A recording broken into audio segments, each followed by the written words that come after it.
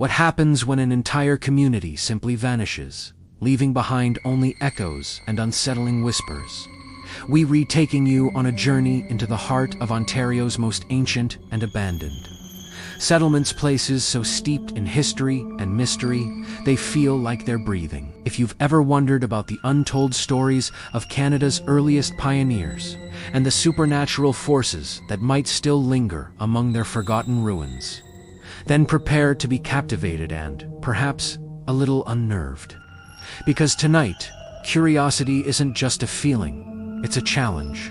It began on a crisp autumn afternoon when the amber leaves of Muskoka were falling like golden rain. I had been traveling for days, following a rumor a ghost town, somewhere near the edge of Georgian Bay. Locals called it Silver Crossing, though no map dared to name it. They said it was once a bustling pioneer settlement, gone without a trace in the winter of 1889. The story was irresistible. As an adventurer, I followed many trails, but this one called to me. Something in the air, in the silence of that region, whispered, "Come and see." So, curiosity became my compass. The dirt road narrowed until it was little more than a trail. Birch trees leaned inward like sentinels, their white bark glowing against the dusky sky. I came across the first sign of life for what was left of it. A rusted horseshoe nailed to a rotting post, its shape distorted with age. Beyond that, faint outlines of structures, log cabins caved in, stone chimneys still standing like memorials. The air felt heavy, not dangerous but charged, as if time itself had thickened. I could hear the wind, but beneath it, something else. Whispers, faint voices carried between the trees. I wasn't sure. That's the thing about curiosity. It blurs the line between discovery and delusion. As I ventured deeper, I reached what seemed to be the town square. A broken well stood in the middle, surrounded by decaying wooden beams. An old sign lay half buried in dirt. "Welcome to Silver Crossing, founded 1836. But there was something odd, claw marks, etched into the wood, long and deliberate. Too deep for tools, too erratic for animals. I felt the first twinge of unease. My rational mind said, this is just time, weather, erosion. But another part of me, the explorer, the dreamer, whispered, no, this place remembers. I took out my journal, determined to document everything. If this was a forgotten settlement, I'd tell its story, and if there was more to it, I'd face it head-on. That was the challenge. I entered one of the remaining cabins. The smell of old pine and damp earth filled my lungs. Dust danced in the thin beams of light from the broken roof.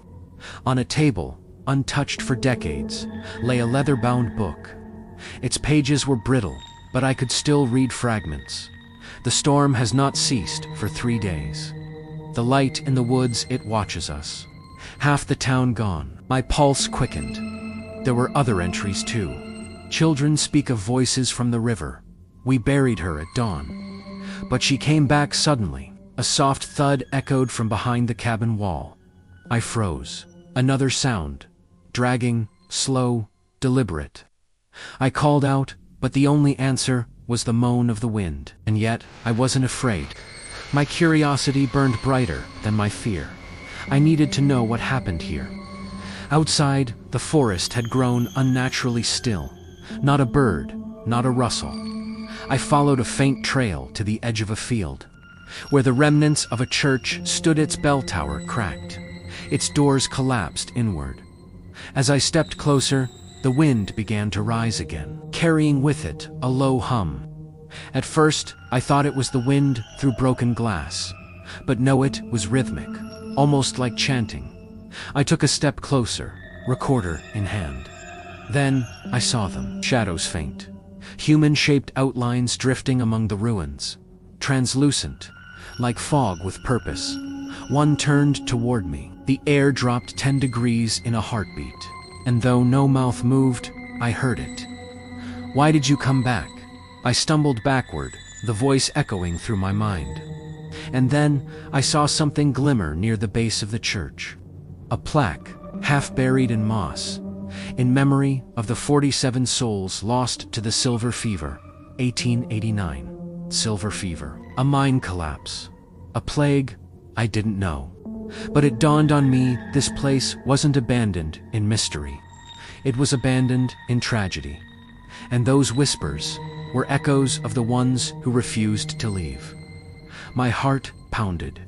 I realized then curiosity had led me here, but challenge was what would get me out. I whispered an apology, left the recorder near the plaque, and walked away slow, steady, without looking back. As the trees closed behind me, the air lightened. Birds returned, the forest seemed to breathe again. By the time I reached my car, twilight had deepened into night. I turned on the recorder-only static, then, faintly, a woman's voice. "Thank you for remembering." I sat in silence for a long time, staring into the darkness. That night, I realized something profound: curiosity may open doors. But challenge teaches us which ones we're ready to walk through. Some mysteries aren't meant to be solved, only witnessed. So, what happens when an entire community vanishes? Maybe they don't. Maybe they linger in the soil, the air, the whispers that ride the wind. Ontario's wilderness holds many stories. Silver Crossing was just one of them. And if you ever find yourself wandering near the old Georgian Bay trails, and you feel the air turn still, the winds start to hum, listen closely, because curiosity might bring you there. But courage will decide if you make it back. Thanks for joining me on this journey. If you enjoyed this exploration into the unknown, don't forget to like this video and subscribe for more adventures. Until next time, stay curious.